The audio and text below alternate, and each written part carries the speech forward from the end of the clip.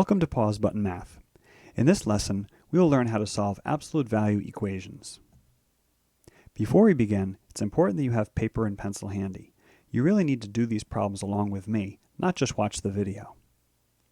You also need a few skills. You should know the basics of absolute value, you should know how to solve two-step equations, and an important skill is distributing the negative when there is a minus sign in front of a parentheses. Let's practice some skills. Okay, here are some sample problems for you to try on your paper. Please click pause and do them now. Please click pause now. Okay, here are the answers. The first one is 8. The second one is x equals 2/3.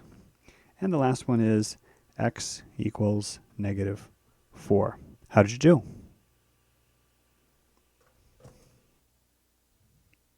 Let's say you're visiting the Prime Minister. You walk up to the front door and you see a sign. Gentlemen shall remove hats. Upon walking inside, you see several people. The men are all not wearing hats. Now what does this tell you? You really don't know. You have no idea which man was wearing a hat before walking in the office. You really don't know after seeing them hatless inside the office. Absolute value is just like removing your hat. Let's cover the absolute value basics. The absolute value of -5 is 5, of course, and the absolute value of 5 is also 5. So if we have an absolute value equation, the absolute value of x equals 5, which situation does it refer to? We really don't know. So when we solve absolute value equations, we need to address both possibilities. For example, the absolute value of y equals 7. What we need to do is write two different equations. We're going to change the absolute value symbols to parentheses, and we're going to put a minus sign in front of one of these parentheses. Then we solve both equations. In this case, y ends up being -7 or +7. Most people will call that plus or minus 7. Let's practice. Okay, to solve this absolute value equation, we're going to replace the absolute value symbols with parentheses. The quantity p minus 1 equals 4, and we're going to write the equation twice. Also, the quantity p minus 1 equals 4, but remember, in front of one of these parentheses, we're going to put a minus sign. And now we solve both equations. Here the parentheses aren't serving any purpose, so we can just add 1 to both sides, and we get p equals 5. Over here, we can distribute the negative. Negative p plus 1 equals 4. Subtract 1 from both sides, and we get negative p equals 3, which means p equals -3. So our final answer is -3, 5. We have two answers. Now let's try another problem. Let's scroll up a little bit. Here's another equation. Again, we're going to replace the absolute value symbols with parentheses, and we're going to write a negative version. Absolute value of 5 minus y equals 2, and we're going to put a minus sign in front of one of the parentheses. So here, 5 minus y equals 2. Subtract 5 from both sides, and we get -y equals -3, or y equals 3. Over here we can distribute the negative. -5 plus y equals 2. Add 5 to both sides, and we get y equals 7. So our final answer in this case is 3, 7, which is two distinct answers. Now let's have you try some. I'd like you to try this one, clicking pause and solving it on your paper. Please click pause now. Okay, here's the answer, is two distinct answers, plus or minus 4. How did you do? Let's have you try another one.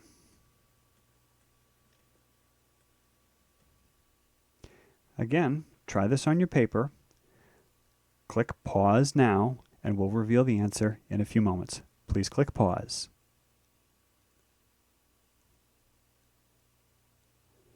Okay, here's the answer.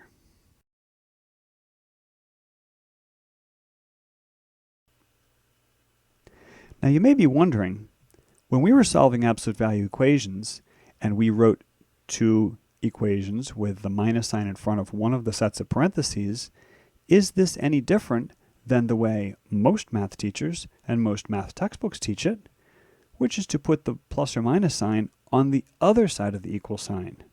Many teachers do this.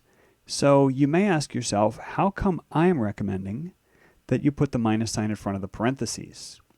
And the reason is that in future lessons, you're going to learn how to solve absolute value inequalities. And when you're solving one of these types of problems, if you use my technique, the technique on the left, you need to memorize no new rules. If you use the technique on the right, you'll have to memorize some new rules. When you solve longer absolute value equations, the rule is the same. Write the absolute values as parentheses and write two new equations, one positive and one negative. Again, putting the minus sign in front of the parentheses. Then you solve both equations separately. Let's practice. Here we have a two-step equation. Again, using the technique that we've learned, we're going to replace the absolute value signs with parentheses, and we're going to write 6 plus 5m, the quantity 6 plus 5m, equals 14. Our second equation will be the negative quantity 6 plus 5m equals 14. We solve both these equations separately. Subtract 6 from both sides. We have 5m equals 8, or m equals 8/5. On the right-hand side, I was saying distribute the negative, but some of you may say, wouldn't it be easier just to divide both sides by -1? In which case we get 6 plus 5m equals -14. That may save a few moments of time. Subtract 6 from both sides. 5m equals -20. Or m equals -4. So our final answer is R, -4 and 8/5. Now we're going to have you solve the one on the right. Please click pause and solve the one on the right, and we will reveal the answer in a few seconds. Please click pause now. Okay, here's the answer. Okay, you should have gotten a final answer of -1 and -1/7. How'd you do? These two problems, I'd like you to solve these on your paper, and then I will reveal the answer in a few seconds. Please click pause, and I'll reveal the answer for the problem on the left in a few seconds. Please click pause now. Okay, here's the answer for the problem on the left. Okay, how'd you do? Now let's try the problem on the right.